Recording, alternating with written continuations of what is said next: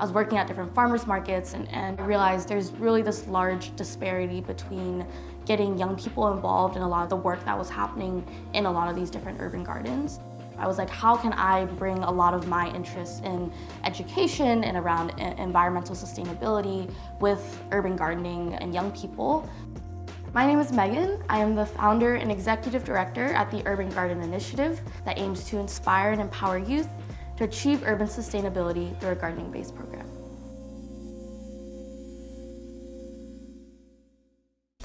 I think I was inspired to start gardening from my grandparents. I was able to see just the amazing range of different plants that they were able to grow in honestly a very small space. It was just really beautiful. I first started gardening when I was 10 years old. We didn't have a lot of outdoor space per se to grow the type of garden I wanted to, but as we got a little bit more space, I was then able to take a lot of the different skills that I learned from when I first started gardening when I was younger into building a garden plot of my own and started my garden from there. I started the Urban Garden Initiative because I grew up right outside of one of the largest food deserts in my state. A food desert is an area in which it's really difficult to access healthy, affordable produce. The Urban Garden Initiative is unique because we are a youth-led movement. We are not necessarily only focused on building out these urban gardens. What we ultimately want to do, I think, is change the narrative of having young people get involved with the environmental movement. We want to tie a lot of these different related issues to climate-related problems that are happening today. How our program works is that we have these gardens that we're building, but we also have education programs that are for youth and by youth.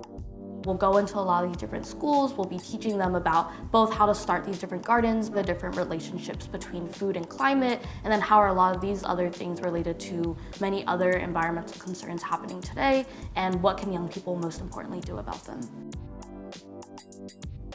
It is such a large task, but having people there to remind you that you can be impactful, that you can do things yourself to change the environment and to change the people around you into being kinder to the environment. Megan is always there to remind us how we can be more sustainable. What she means is that we can be better. And she never is discouraged from stopping that.